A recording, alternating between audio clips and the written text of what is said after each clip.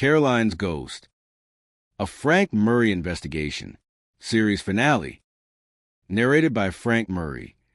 Private investigator. Part 1. The Call. There are cases you take because you need the money. Cases you take because they're interesting. Cases you take because someone needs help and you can't walk away. And then there are the cases that have been waiting for you your entire life, buried deep in your past, refusing to stay dead. The name's Frank Murray. I'm a private investigator working out an office above Chen's Golden Dragon on 4th Street. 15 years in this business, 9 major cases solved, and I just got back from my honeymoon with Sarah Chun, now Sarah Murray, the woman who saved my life 9 times and somehow agreed to spend the rest of her life with me. I should have been happy. Should have been settling into married life, planning our future, enjoying the quiet satisfaction of a job well done. Instead, I was sitting in my office at 2 a.m, staring at a case file I kept locked in my bottom drawer for 15 years. The file was thin, just a few police reports, newspaper clippings, and 1 photograph. The photograph showed a young woman, maybe 22, with my same dark hair and sharp eyes. She was laughing at something off camera, caught in a moment of pure joy that would end just weeks later. Caroline Murray, my sister, murdered 15 years ago in Boston. Killer never caught. The phone call from Detective James Walsh had come 3 weeks ago, right after Sarah and I returned from Hawaii. He'd been brief, professional, said he had new evidence in Caroline's case and needed to discuss it in person. I booked a flight to Boston for tomorrow morning. Sarah found me in the office at 2 a.m., still staring at Caroline's photo. "You should be sleeping," she said gently, sitting beside me. "Can't sleep. Keep thinking about her." About what happened. Sarah took my hand. "Tell me about Caroline. You've never really talked about her." I'd avoided talking about Caroline for 15 years. Avoided thinking about her, about that night, about the guilt that had shaped my entire career. But Sarah was my wife now. She deserved to know. Caroline was 3 years younger than me. She was brilliant, studying law at Boston University, wanted to be a prosecutor. She believed in justice the way some people believe in religion. Absolute, unwavering faith that good could triumph over evil if you fought hard enough. She sounds like you. She was better than me. Kinder, more idealistic. I was already working as a cop in Boston, had been on the force for 2 years. Caroline and I were close, talked every week, had dinner together when we could. She was the only family I had left after our parents died. Sarah squeezed my hand, letting me continue at my own pace. 15 years ago, Caroline was interning at the Suffolk County District Attorney's office.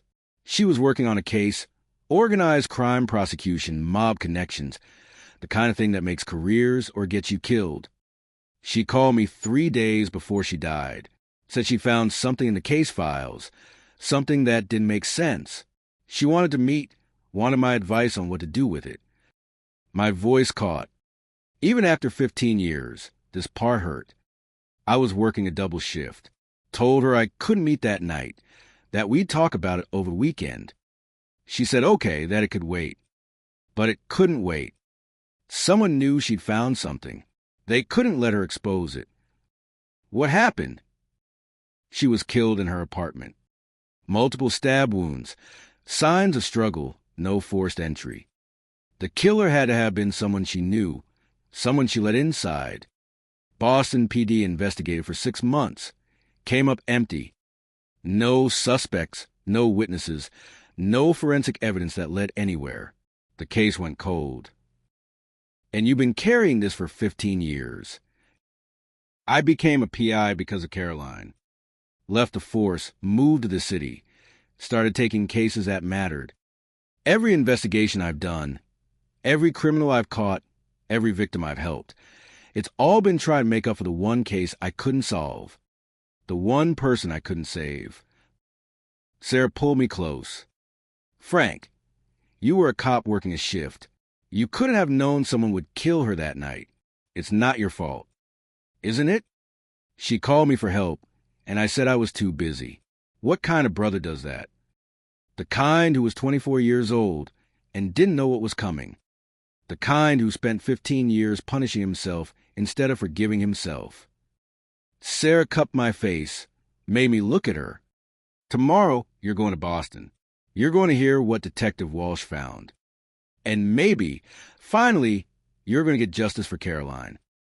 But Frank, whatever you discover, whatever happens, you need to know that you're not the same person you were 15 years ago.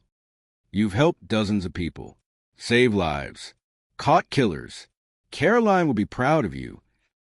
You think so? I know so, because I'm proud of you. And if Caroline was anything like you described, she believed in justice and second chances. She'd want you to solve this case, but she'd also want you to forgive yourself. I held Sarah for a long time, grateful for her presence, her understanding, her ability to see through my guilt to the person underneath. Come with me, I said suddenly. To Boston. I don't want to face this alone. I was planning on it, Sarah said. You think I'd let you investigate your sister's murder without backup? I took the week off. We're in this together. Part 2. Boston. We flew into Boston on a gray October morning, the kind of weather that matches a city's historical gravitas. Overcast, chilly, the leaves turning colors that would be beautiful if everything didn't feel so heavy. I'd lived in Boston for 6 years before Caroline's death. Knew the streets, the neighborhoods, the rhythm of a city that managed to be both modern metropolis and colonial history lesson. Coming back felt like stepping into a time machine set to the worst moment of my life. Detective James Walsh met us at a coffee shop in the North End, not far from where Caroline had lived. He was in his 50s. Looked like he'd spent most of those years chasing bad guys and losing sleep over cold cases. The kind of cop I'd been before I left the force. Mr. Murray, Mrs. Murray. He shook our hands, gestured to the table in the back. Thank you for coming. I know this can't be easy. Detective Walsh, what did you find? I asked, sitting down. Your call said you had new evidence. Walsh pulled out a tablet and opened a file. 3 months ago, we made an arrest on an unrelated case. Armed robbery, assault with a deadly weapon. The suspect's name is Marcus Riley, age 42, career criminal with connections to the Winter Hill organization. Winter Hill. The name made my stomach clench. They were one of Boston's most notorious crime families, racketeering, drug trafficking, murder for hire. Caroline had been investigating a case with Winter Hill connections when she died. During booking, Walsh continued. Riley started talking. He was looking at life in prison. Wanted to cut a deal. He offered information on unsolved cases in exchange for a reduced sentence. One of those cases was your sister's murder. I couldn't breathe, couldn't move. After 15 years of silence, someone was finally talking about Caroline's death. What did he say? Sarah asked, her hand finding mine under the table. Riley claims a hit on Caroline Murray was ordered by someone high up in Winter Hill. He doesn't know who specifically. That information was kept compartmentalized. But he knows who carried out the killing, Anthony Russo. The name hit me like a physical blow. Anthony Russo. I knew that name from previous cases. He'd been head of Maritime Holdings during the Dead Man Secrets case, working with Eleanor Hartwick on the massive corruption conspiracy. He'd gotten 25 years, was currently serving time in federal prison. But 15 years ago, Russo had been a mid-level enforcer for Winter Hill, a killer for hire. Russo killed Caroline. I said, my voice hollow. According to Riley, yes. Russo was given a contract. Eliminate Caroline Murray before she could expose something in the case files she'd been working on. He made it look like a robbery gone wrong, but it was always a professional hit. What was Caroline about to expose? Walsh pulled up another file. Your sister was interning with the DA's office, working on a racketeering case against Winter Hill. Standard RICO prosecution, nothing unusual. But Caroline found something in the financial records. Money laundering that connected Winter Hill to legitimate businesses, to politicians, to people who should have been untouchable. She'd started documenting it, building a separate file. Where's that file now? That's the problem. After Caroline died, the file disappeared. Someone inside the DA's office removed it from evidence. We don't know who, and we don't know what happened to Caroline's documentation. Sarah leaned forward. You think someone in the DA's office was corrupt, working with Winterhill. That's what Riley claims. He says the hit on Caroline was ordered because she'd figured out there was a mole in law enforcement, someone protecting Winterhill's operations. Killing her kept that person's identity secret. I felt rage building in my chest, hot and focused. Who ordered the hit?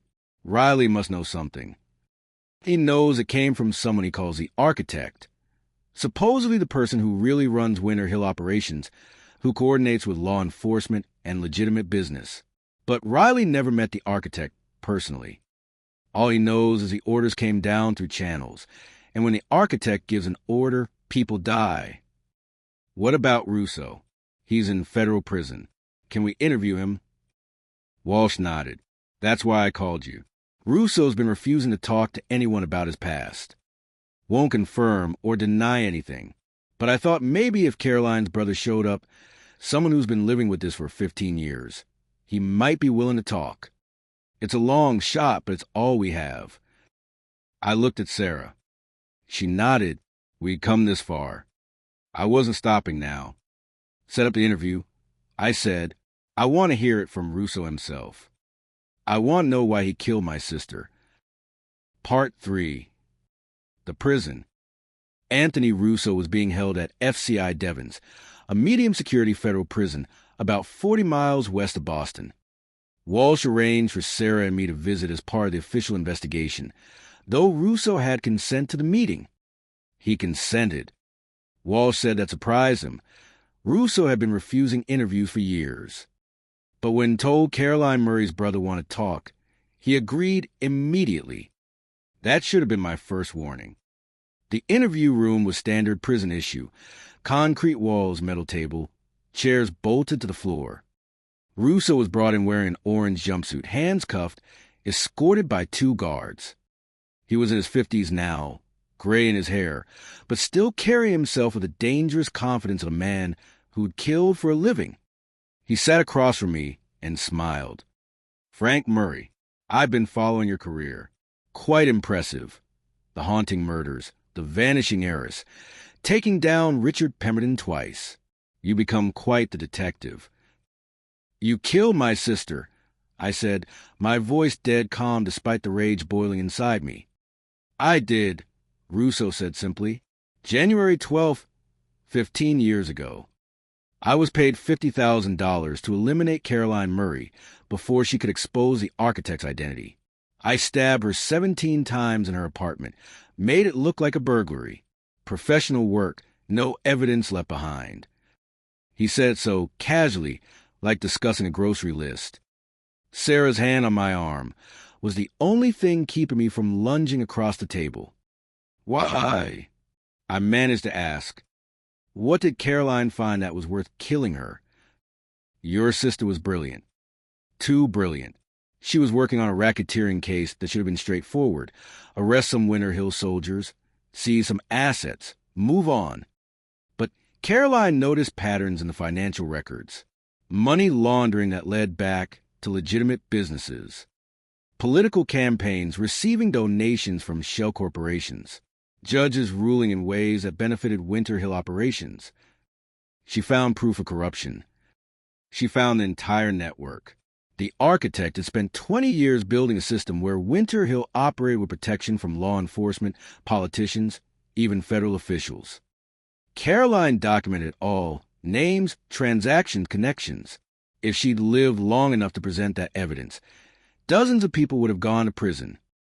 Powerful people, rich people, people who could not afford to be exposed. So they sent you to kill her. They sent me to solve a problem. That's what I did. No, different than any other job. Russo leaned forward. You want me to say I'm sorry? That I feel bad about killing your sister? I don't. She was collateral damage in a war she didn't understand. If I hadn't killed her, Someone else would have. Who is the architect? Sarah asked, her voice tight with controlled anger. Who ordered the hit? Russo smiled. That's the question, isn't it? I never met the architect. Never even spoke to them directly. Orders came through intermediaries. Money was paid in cash. Everything was compartmentalized. That's how you run an organization that lasts decades. Nobody knows too much. Marcus Riley says you know more than you're admitting. Riley's an idiot who's trying to reduce his sentence by making up stories.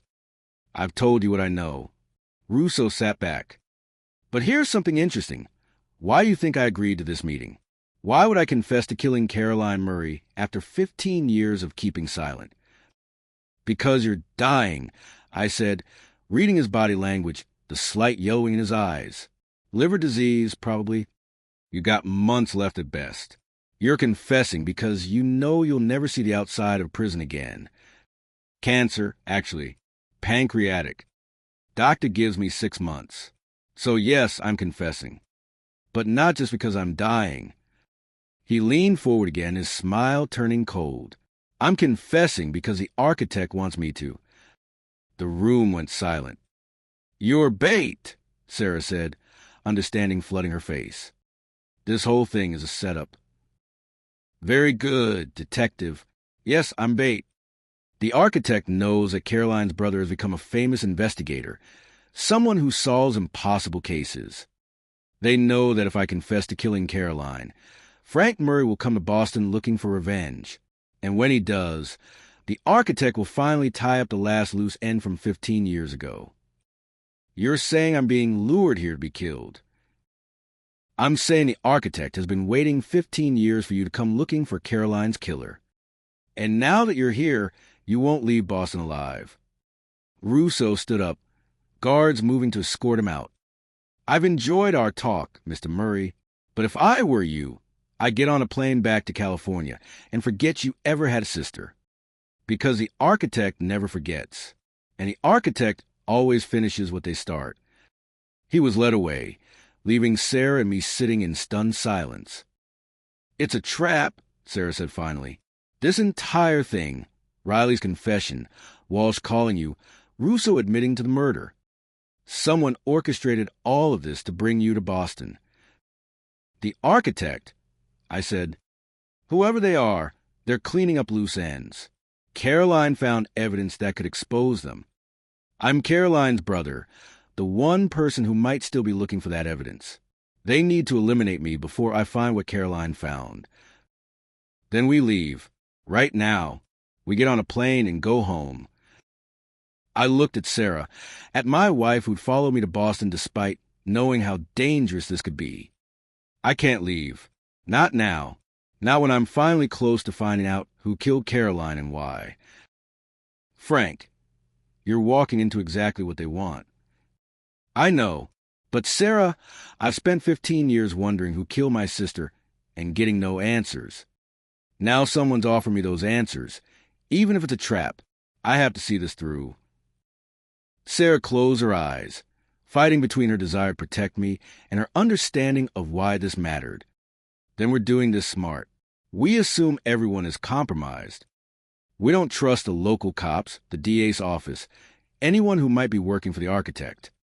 We find Caroline's evidence ourselves, and we make sure it gets to people who can't be bought. How do we find evidence that disappeared 15 years ago? We start with what we know. Caroline was documenting corruption. She must have kept backup somewhere, digital files, physical copies, something she could use if the official files disappeared. Her apartment was cleared out after she died. Everything went into storage. Most of it was donated or thrown away. Most, but not all. I thought back. I kept some things.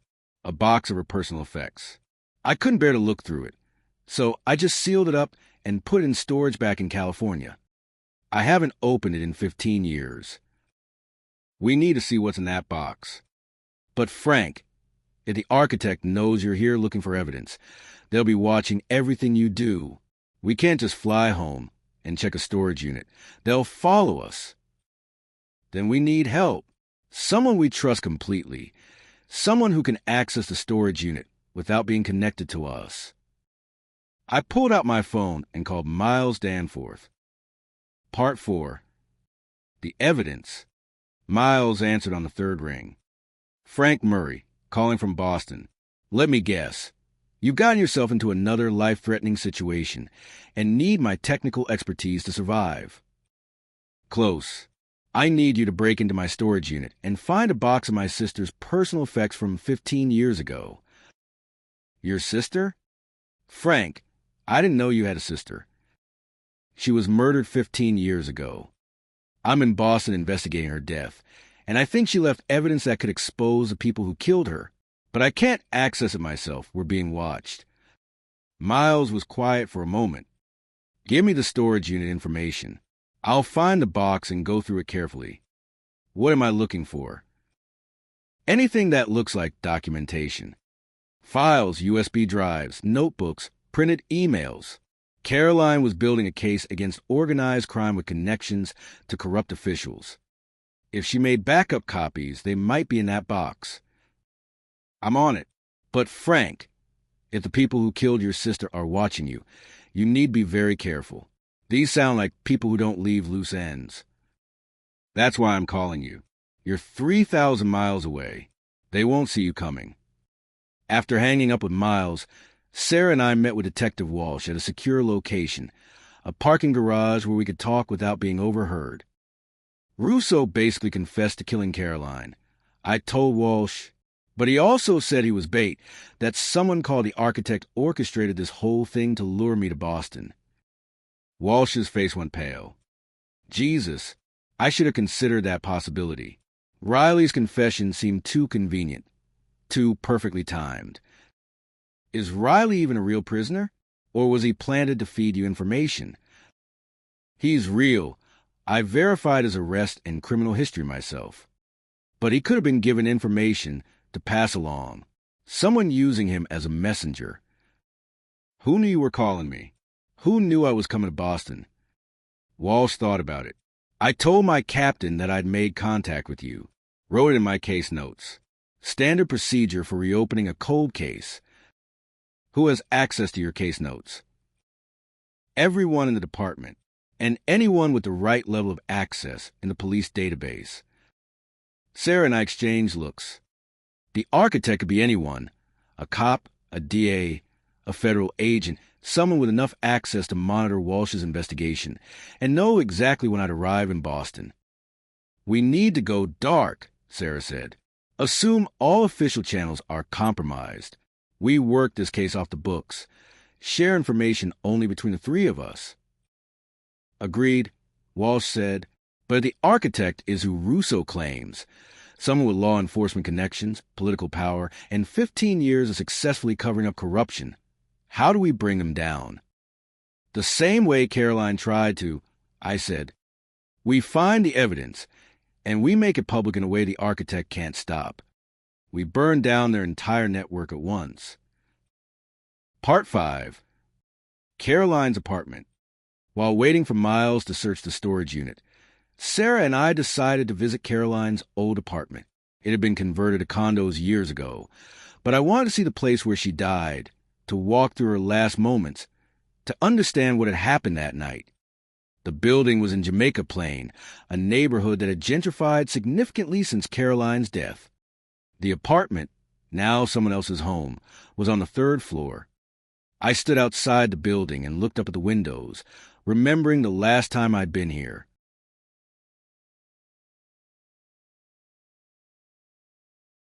It was a day after Caroline died. I'd come to identify her body, to answer police questions, to stand in her apartment and see the blood on the carpet where she'd fought for her life. You okay? Sarah asked gently. No, but I need to do this. We walked around the building, and I showed Sarah the layout, fire escape that Caroline could have used if she tried to run, back in trance that the killer might have used. The place looked different now, painted and renovated, but the bones were the same. The police report said there was no forced entry, Sarah said, reading from her phone. Caroline opened the door willingly, which means she knew her attacker or at least trusted them enough to let them inside. Russo said he was a killer.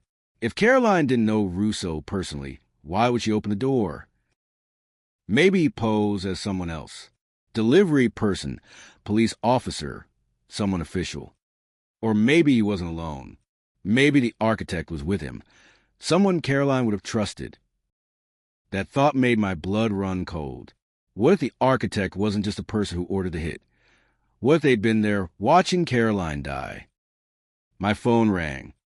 Miles. Frank, I found the box. You were right. There's documentation hidden inside. USB drives, printed emails, handwritten notes.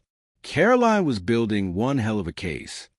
Financial records showing money laundering, shell corporations, payoffs to public officials. This is huge. Can you read the files? Some of them.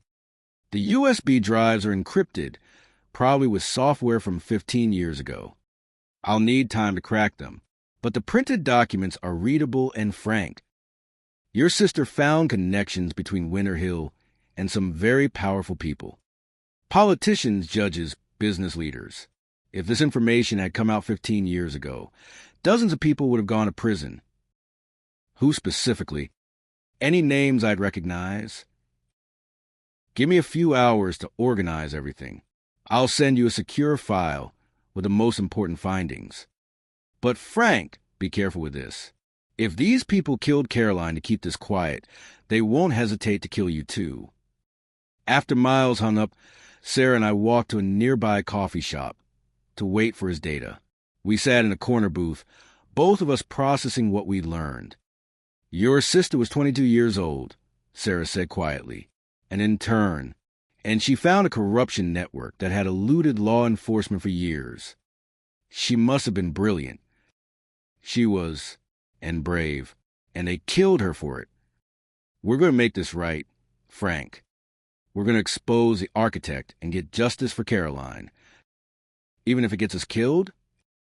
Even then, because that's who we are. That's what we do. I took Sarah's hand across the table. Thank you for coming here, for supporting me, for being willing to risk your life to help me solve my sister's murder. You're my husband, Frank. Your pain is my pain. Your fight is my fight. She squeezed my hand. Besides, someone has to be around to save your life for the 10th time. Despite everything, I smiled. Let's try to avoid that if possible. 3 hours later, Miles sent the encrypted file. Sarah and I found a hotel room, paying cash, using fake names, and opened the file on a laptop Miles had sent via overnight courier, one that couldn't be traced back to us. What we found was staggering. Caroline had documented a corruption network that spanned 2 decades. Winter Hill crime family working in partnership with legitimate businesses to launder money. Political campaigns funded by shell corporations. Judges receiving bribes in exchange for favorable rulings. Police officers on the mob payroll, protecting operations and warning about investigations. And at the center of it all, coordinating everything, was the architect. Caroline hadn't identified the architect by name. Her investigation had been incomplete when she died. But she narrowed it down to 3 possibilities, all high-ranking officials in Boston's law enforcement or legal community. Possibility 1. District Attorney Margaret Walsh. Yes, the same last name as Detective James Walsh. Margaret Walsh had been elected DA 15 years ago, overseeing all prosecutions, including the Winter Hill case Caroline was working on. She'd had access to all case files, all evidence, all witness information. If she'd been corrupt, she could have sabotaged investigations from the inside. Possibility 2.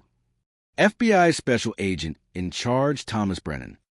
Brennan had overseen federal organized crime investigations in Boston, including operations against Winter Hill. He'd had the authority to open or close cases, to decide which leads were pursued, to control the flow of information. If he'd been working with Winter Hill, he could have protected them at the federal level. Possibility 3. Superior Court Judge Richard Blackwood. Blackwood had presided over multiple cases involving Winter Hill associates. His rulings had been consistently favorable to the defense, with evidence thrown out on technicalities, sentences reduced, charges dismissed.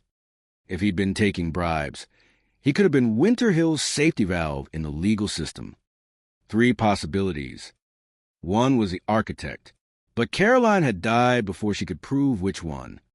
These are all real people, Sarah said, pulling up information on her phone. Margaret Walsh served as DA for another 5 years after Caroline's death, then retired. She's 72 now, living in Cambridge. Thomas Brennan retired from the FBI 8 years ago, works as a private security consultant. He's 65. And Judge Blackwood died 3 years ago, heart attack in his chambers. One of them killed my sister, or ordered her killing. How do we prove which one? That's when my phone rang again. Unknown number. I answered cautiously. Mr. Murray. The voice was distorted, run through some kind of modulation software. I understand you've been digging into your sister's death. I think it's time we met. Come to the Old North Church at midnight. Come alone or not at all. We'll discuss what really happened to Caroline. The line went dead. Sarah looked at me. That was the architect. Has to be. They're making their move. It's obviously a trap. Frank, you can't go. I know it's a trap, but it's also the only way to find out who killed Caroline. They're offering me the truth. Even if it costs me my life, I need to know. Then I'm coming with you. Sarah, no arguments. You're my husband. I'm not letting you walk into an ambush alone. We go together, or we don't go at all. I wanted to argue, wanted to keep Sarah safe, wanted to face this alone. But I also knew she was right. Together, we had a chance. Alone, I was just another victim waiting to be added to the architect's body count. Together, I said, but we do this smart. We bring backup, even if the architect said to come alone. Detective Walsh, Miles monitoring remotely, everyone positioned to move if things go wrong. And weapons, lots of weapons. And weapons. Part 6. The Old North Church. The Old North Church is one of Boston's most historic sites.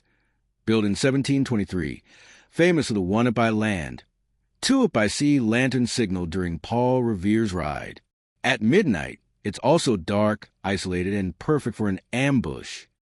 Sarah and I arrived at 11:45 p.m., both armed, both wearing body armor under our jackets. Detective Walsh was positioned 3 blocks away with a tactical team, ready to move on my signal. Miles was monitoring our phones remotely, tracking our location, ready to call in the cavalry if we went silent. The church was dark, its white steeple barely visible against the night sky. The front door was unlocked, an invitation.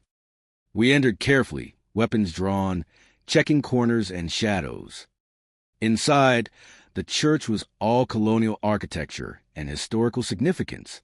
Pews arranged in neat rows, balcony overhead, the famous pulpit where preachers had delivered sermons for 3 centuries. And standing at the front, illuminated by a single spotlight, was a figure in dark clothes. As we approached, the figure turned. I recognized the face immediately from Sarah's research. Margaret Walsh, former district attorney, 72 years old. Caroline's boss 15 years ago. Mr. Murray, she said, her voice steady despite her age. Thank you for coming. And Detective Murray, I didn't expect you, but it's fitting that you're here. Caroline would have appreciated a woman in law enforcement witnessing this. You're the architect, I said, my gun aimed at her chest. I am, or I was. That title sounds so dramatic, doesn't it? The reality is much more mundane. I was simply a district attorney who realized that fighting crime from the outside was futile. The system is broken, Mr. Murray. Criminals have more rights than victims. Technicalities free the guilty. Good police work gets thrown out by activist judges. I spent 20 years watching violent criminals walk free because of legal gymnastics. So you became a criminal yourself. I became pragmatic. Winter Hill was going to operate whether I prosecuted them or not. By working with them, By taking their money and providing protection, I could at least control the violence, direct it toward productive ends, use it to fund political campaigns for candidates who would be tough on crime. "You're insane," Sarah said. "You took mob money and think you're doing good." I made Boston safer. Winter Hill operated under my supervision, with my rules. No violence against innocents. No drugs in schools. No human trafficking. They followed my guidelines, and in exchange, I protected them from prosecution. It was a system that worked for 20 years. Until Caroline figured it out. Margaret's expression hardened. "Your sister was brilliant but naive. She found my financial connections, documented my arrangements with Winter Hill. She thought she was exposing corruption. She didn't understand that she was about to destroy a system that kept this city from descending into chaos. So you had her killed." I ordered her eliminated before she could present her evidence. I sent Anthony Russo to her apartment. He was supposed to make it look like a robbery. Instead, he butchered her. Margaret's voice carried genuine regret. I didn't want Caroline to die violently. I respected her, but I couldn't let her destroy everything I'd built. "Where's the evidence?" I demanded. Caroline made copies. Where did she hide them? Margaret smiled sadly. "You're standing in it." I looked around, confused. The church. Caroline had hidden her evidence in the Old North Church. "Your sister was clever," Margaret continued. "She knew she was in danger, knew someone might come for her. So she made multiple copies of her documentation and hid them in various locations around Boston.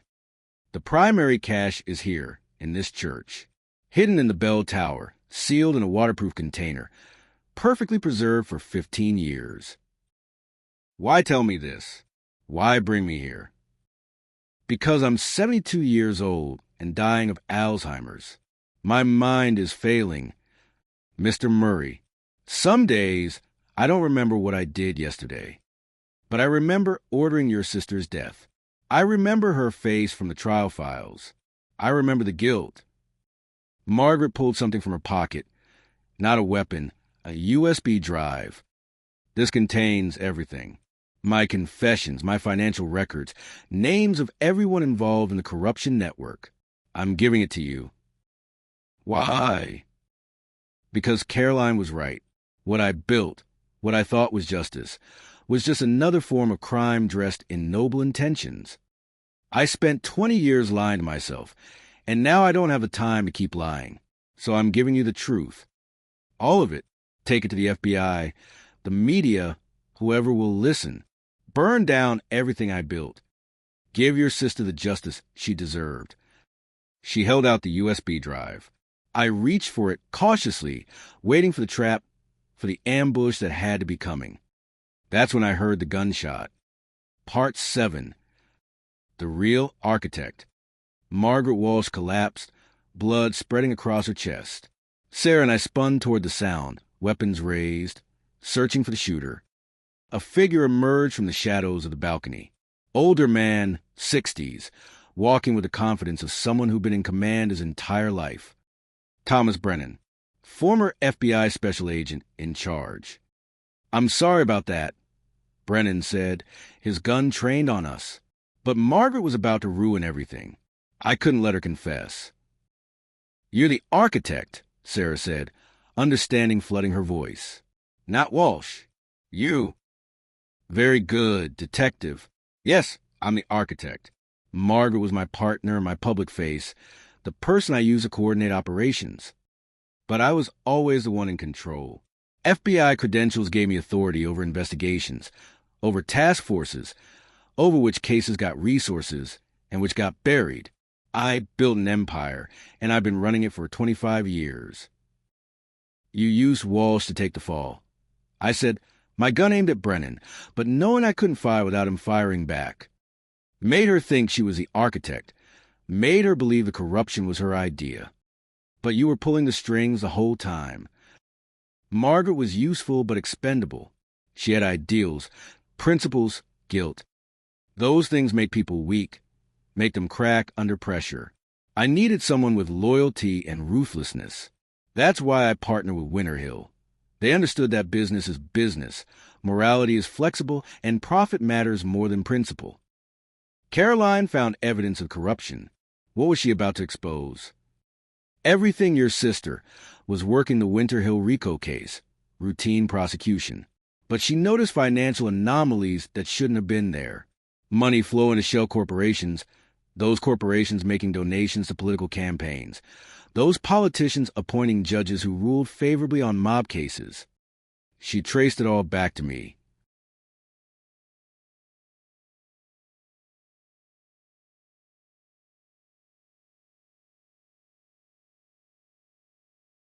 How did you know she found you?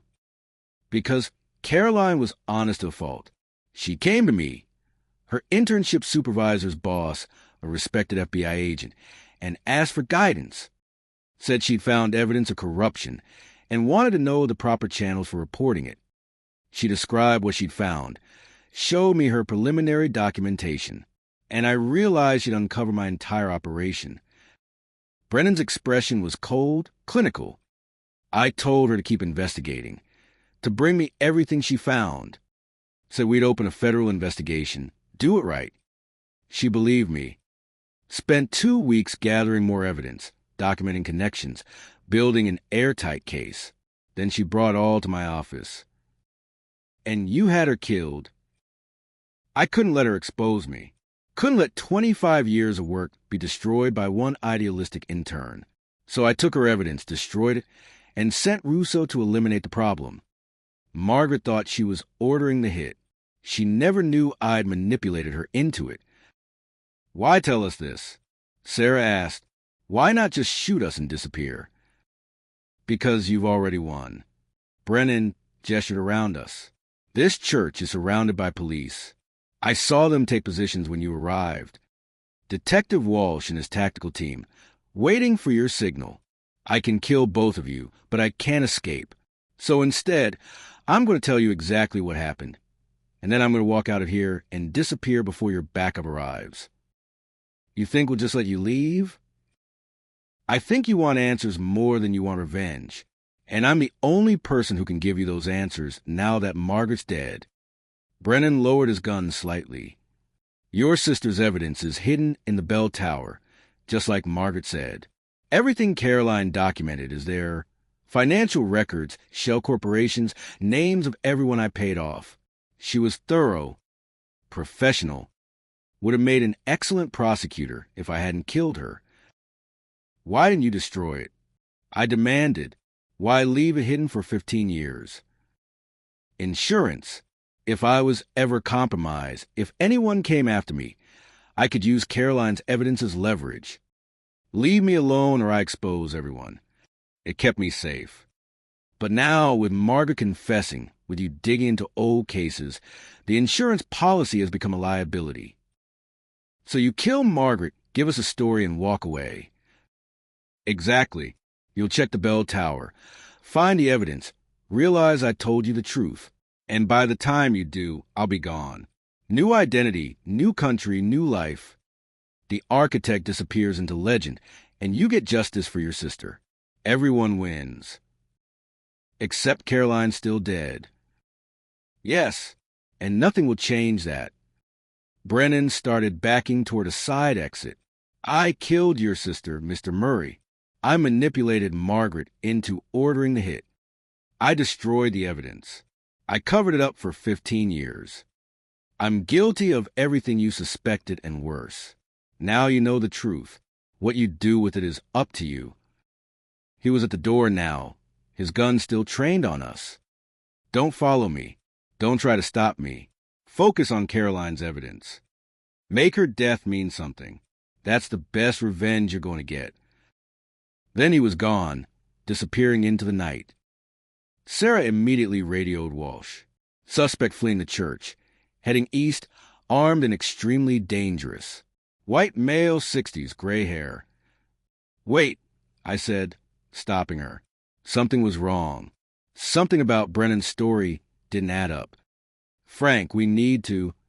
Why would he come here? Why tell us everything? And then just leave? Brennan spent 25 years covering his tracks. He doesn't make mistakes. So why make one now? Sarah's eyes widened. Unless he didn't make a mistake. Unless telling us the truth and walking away was always the plan. We both realized it at the same moment. The bell tower. Brennan had told us Caroline's evidence was in the bell tower. He practically insisted we go check it. It's not evidence up there, I said. It's a bomb. We ran for the exit, as I called Walsh. Evacuate the area. The church is rigged to explode. Get everyone out now. We burst through the front door, just as the church windows lit up with orange fire. The explosion was massive. The entire bell tower disintegrating in a ball of flame, the roof collapsing inward, walls cracking and crumbling. Sarah and I were thrown forward by the blast wave, hitting the ground hard, ears ringing. When I looked back, the Old North Church, one of Boston's most historic landmarks, was an inferno. Caroline's evidence, Sarah said, coughing from the smoke. If it was really in there, it's gone. Brennan destroyed it. Destroyed the church. Destroyed any proof of his crimes, and framed Margaret Walsh as the architect. He gets away clean. Part 8. The real evidence. We spent the next hour dealing with fire departments, police, and federal agents who descended on the scene. The explosion had been caused by military-grade explosives hidden in the bell tower. Triggered remotely. Forensics would take weeks to process the scene, but the immediate conclusion was clear. Someone had destroyed the church to eliminate evidence. Margaret Walsh was pronounced dead at the scene. The USB drive she tried to give me had been destroyed in the explosion, and Thomas Brennan had vanished. Detective Walsh found us sitting on the hood of his car, both of us covered in soot and ash, watching the church burn. "I'm sorry," he said. Margaret was on our list of suspects, but I never imagined Brennan played us all. "He's been playing everyone for 25 years, Sarah said. "He's not going to stop now." My phone rang. "Miles. Frank, I've been monitoring police frequencies. There's chatter about the church explosion. Are you and Sarah okay?" "We're fine, but the architect got away. Brennan destroyed all of Caroline's evidence." "Not all of it." Miles's voice carried barely contained excitement. "Frank, you asked me to go through Caroline's personal effects, remember? I found her backup files, digitized everything that was still readable. I have copies of all her documentation, financial records, names, connections, the whole investigation." I sat up straight. "You have Caroline's evidence?" "Every page, every file, every note she made. It's all here. Brennan destroyed the physical evidence in the church, but Caroline was smart enough to make digital backups 15 years ago, and those backups have been sitting in your storage unit all this time. Send everything to the FBI field office in Boston, not through normal channels. Also send it directly to the director's office in Washington. Flag it as urgent national security corruption investigation. Make sure it can't be buried or intercepted. Already doing it. Frank, your sister built one hell of a case. When this goes public, dozens of people are going down, including Thomas Brennan." After Miles hung up, I looked at Sarah and Walsh.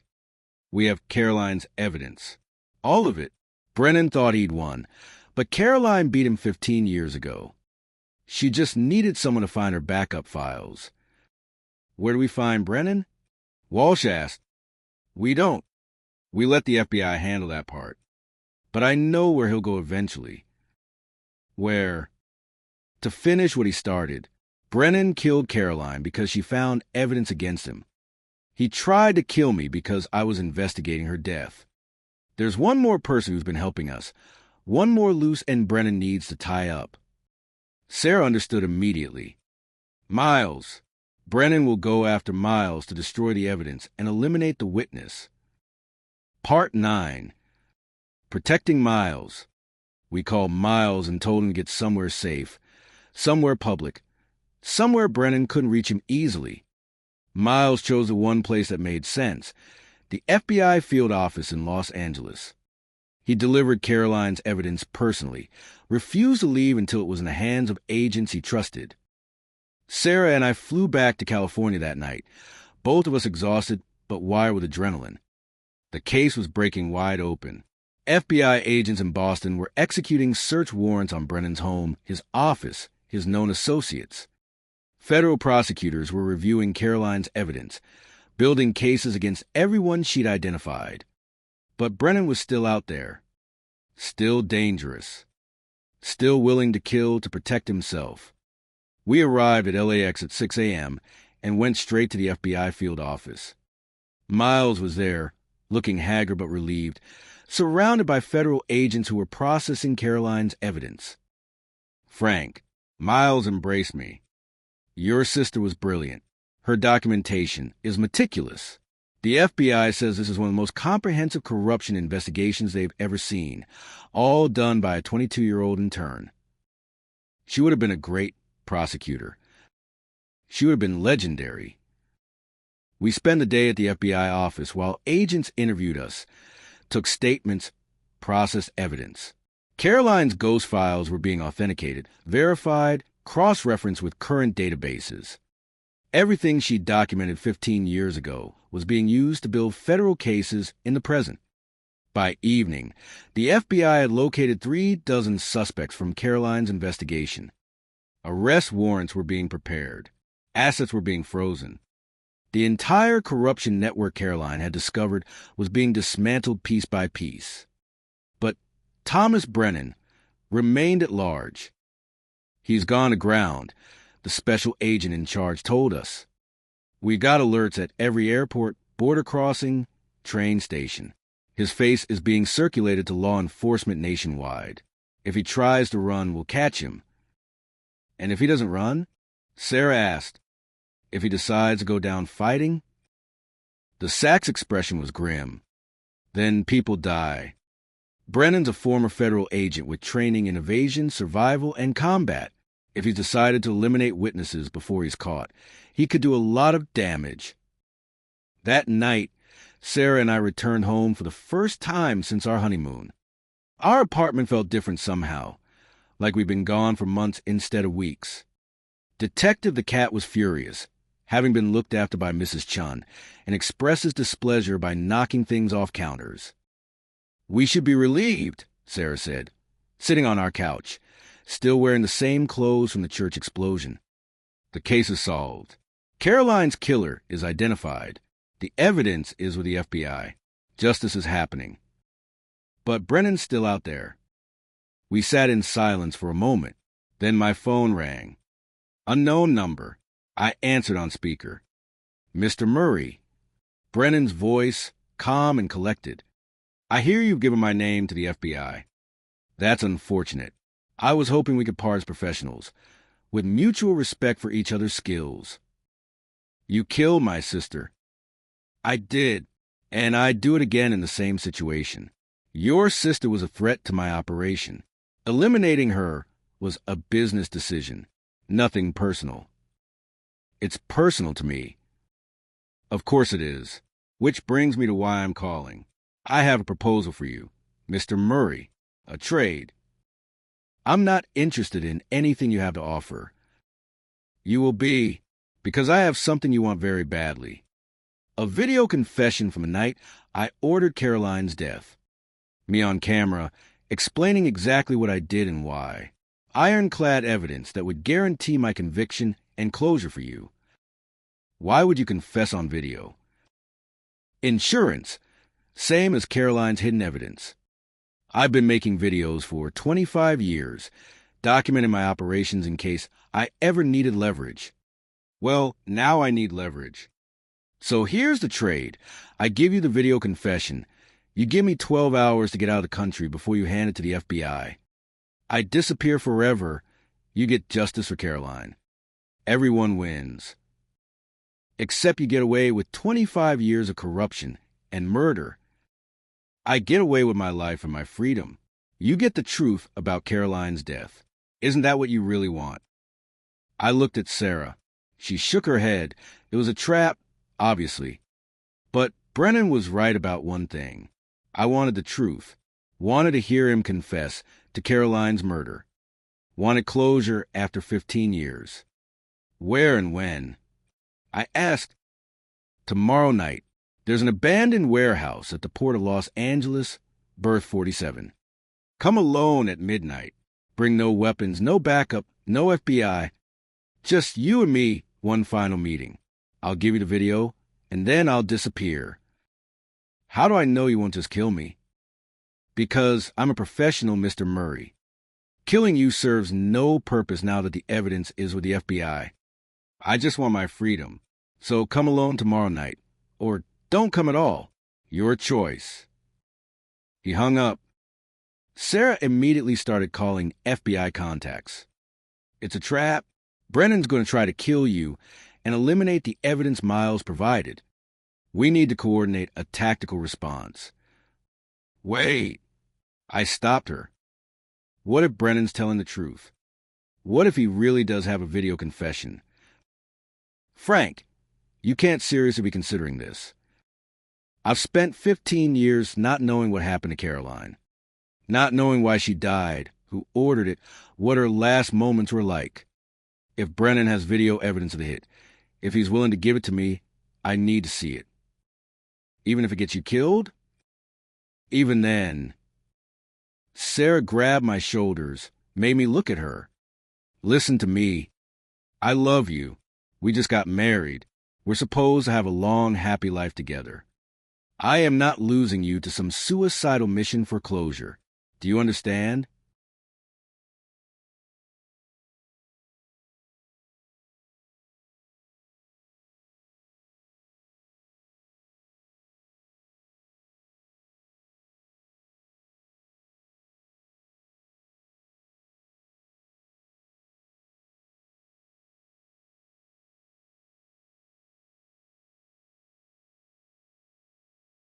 I understand. But Sarah, Caroline was my sister, my only family. Her death shaped everything I've become. If there's a chance, even a small one, to finally know the whole truth, I have to take it. Then I'm coming with you. He said to come alone. I don't care what he said. You're my husband. I've saved your life 9 times, and I'll be damned if I let you walk into an obvious trap without me. We argued for another hour. Finally, we reached a compromise. I go to the meeting, but Sarah will be nearby with FBI backup. If Brennan tried anything, they'd move in immediately. It wasn't a great plan, but it was the only plan we had. Part 10. The warehouse. The port of Los Angeles at midnight is a landscape of containers and shadows. Berth 47 was in the oldest section, where warehouses from the 1950s sat unused and deteriorating, waiting to be demolished or renovated. I arrived exactly at midnight, as instructed. No weapon, Brennan would check. No wire. He'd have equipment to detect that. Just me and a flashlight, walking into what was almost certainly a trap. The warehouse door was open. I entered cautiously, flashlight cutting through darkness thick with dust and decay. Somewhere in the distance, I could hear water lapping against pier pilings and the groan of container cranes. Mr. Murray, Brennan's voice from the darkness. Thank you for coming, and for coming alone as instructed. He emerged from the shadows, also carrying a flashlight. He looked older, tired, like the last few days had aged him years. I'm here, I said. Give me the video. In a moment. First, I want to explain something. I want you to understand why I did what I did. I don't care about your justifications. You should, because your sister's death wasn't random violence. It wasn't just a cold-blooded murder. There were reasons, calculations, a logic to it all. Caroline was investigating Winter Hill, yes, but she'd also stumbled onto something bigger, a network of corruption that spanned decades, involved hundreds of people, kept Boston's criminal underworld in check. If she'd exposed it, chaos would have followed. More violence, more deaths, more crime. I prevented that. By killing her. By making a hard choice. The needs of the many outweighed the needs of the one. Caroline died so thousands of others could live safer lives. That's insane. Is it? You're a detective, Mr. Murray. You've seen how the system works. Criminals walk on technicalities. Violent offenders get released. Good cops get hamstrung by regulations. I created a system where justice was actually served, where the guilty were punished, where the streets were safer. Caroline was going to destroy that. So you destroyed her instead. I made an impossible choice. Brennan pulled out a small video camera, and I documented it. This is a confession you wanted. Me explaining exactly what I did, why I did it, who was involved. It's all here. He held out the camera. I reached for it carefully, half expecting him to pull a weapon, but he just handed it over. The video is dated the day before Caroline died. You'll see me explaining the situation, discussing options with Margaret Walsh, ultimately deciding that Caroline had to be eliminated. You'll see everything. I turned on the camera screen. The video was there, Brennan and Walsh in an office, discussing Caroline's investigation in clinical terms, talking about her like she was a problem to be solved, not a person to be mourned. Watching it, hearing Brennan casually order my sister's death, made rage build in my chest like a physical pressure. That's what you wanted, Brennan said. The truth, closure, proof. Now you have it. And what do you want in exchange? Time. Just time. 12 hours to get to Mexico, board a plane to a country without extradition, disappear forever. I've already made arrangements. All I need is time. Why would I give you that? Because I'm giving you closure. Because Caroline's case will be solved, her evidence will bring down dozens of corrupt officials. Her death will mean something. Isn't that worth letting one old man escape? I wanted to say no.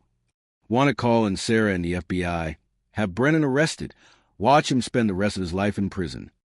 But I also knew that Brennan was right about one thing. The video was exactly what I needed. Proof. Confession. The truth after 15 years of not knowing. I'll give you 6 hours, I said finally, not 12. 6 hours to get out of the country. Then I hand the video to the FBI and tell them everything. Brennan smiled. That's all I need. Thank you, Mr. Murray, for being reasonable, for valuing truth over revenge, for... The shot came from the darkness behind me. Brennan fell, blood spreading across his chest. I spun around and saw Sarah emerge in the shadows, her service weapon still raised, FBI agents flanking her. Sarah, what? He was going to kill you, Frank. I found a sniper rifle set up in rafters, aimed at where you're standing. Brennan never planned to let you leave. This whole meeting was about getting you here, getting the video back, and eliminating the last witness to his crimes. FBI agents secured the scene while EMTs worked on Brennan. He was still alive, barely, being loaded onto a stretcher. As they carried him past me, he opened his eyes and smiled.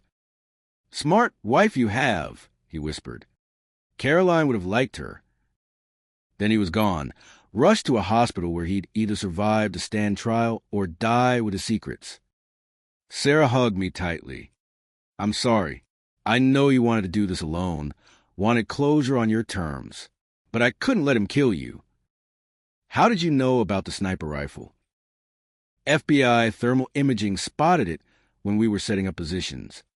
Brennan had this place rigged for an ambush.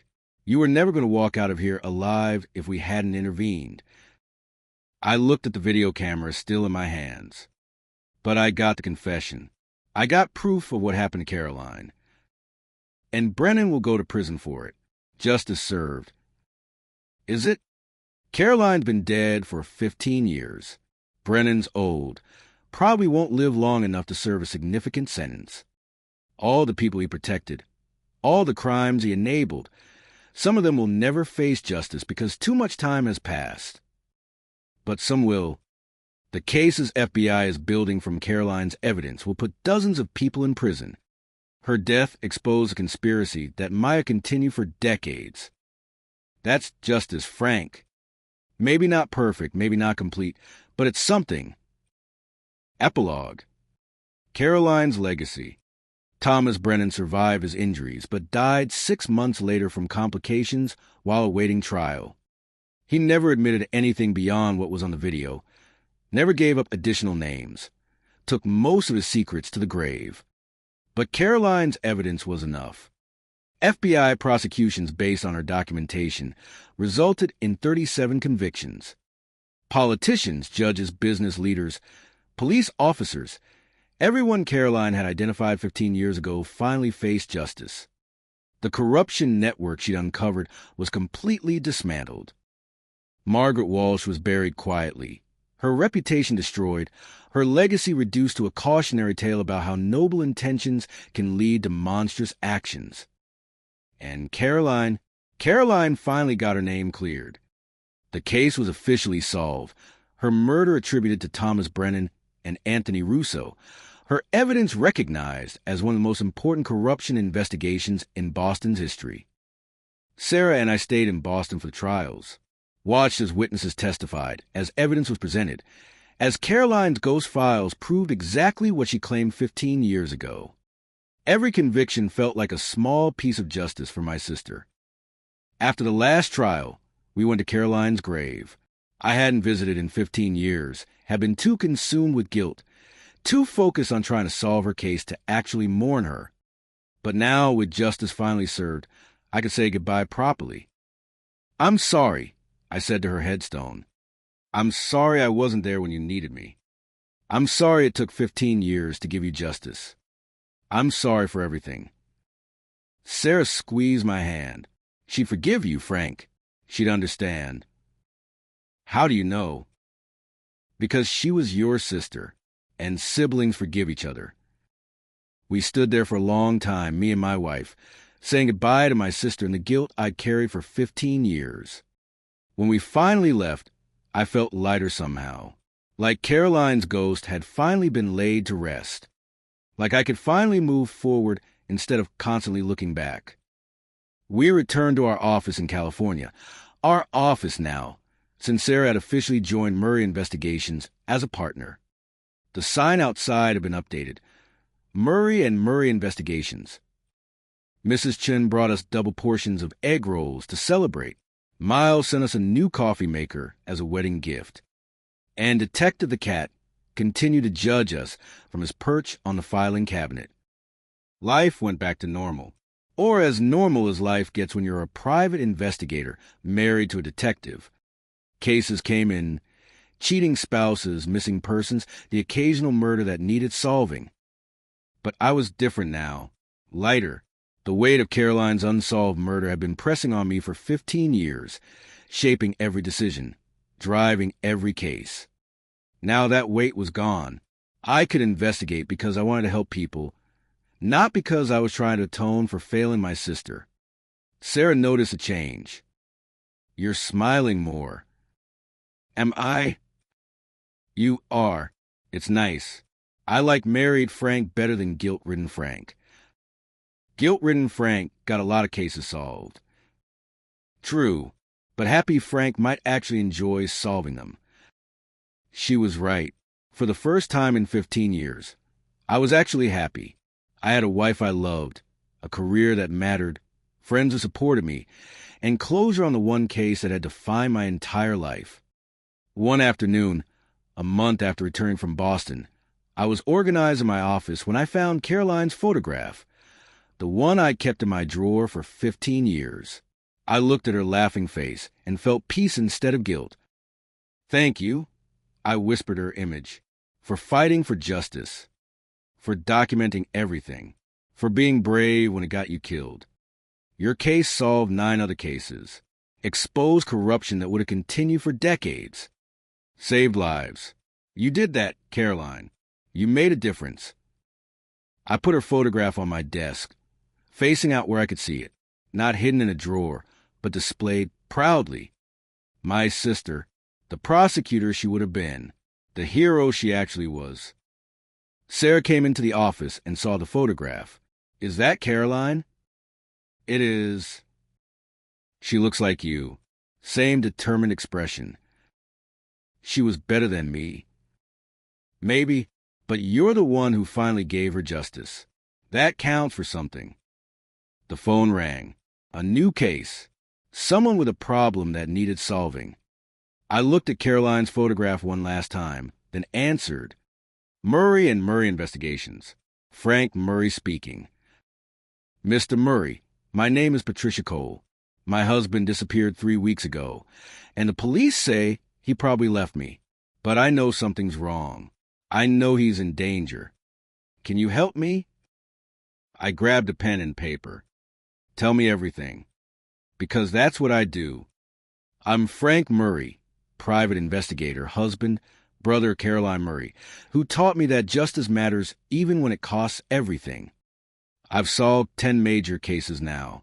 Haunted mansions, vanishing heiresses, murders at exclusive clubs, federal conspiracies, dead men's secrets, corrupt politicians, pharmaceutical cover-ups, people who disappear, and finally my sister's 15-year-old murder. I'm not rich. I'm not famous. Most of my cases still involve routine investigations. But sometimes, just sometimes, I get to solve the impossible case. I get to bring killers to justice. I get to give victims closure and families peace. And now, finally, I get to do it without carrying the weight of guilt and failure. Caroline's ghost is at rest, and Frank Murray is finally free. Thank you for following Frank Murray's journey through 10 cases. From a struggling PI in a shabby office to a husband, investigator, and someone who finally found peace. Caroline's story has ended, but Frank and Sarah's adventures continue. If you enjoyed this series, please subscribe, and leave a review. And remember, justice might be delayed, but it's never denied to those stubborn enough to keep fighting for it. This is Frank Murray, signing off.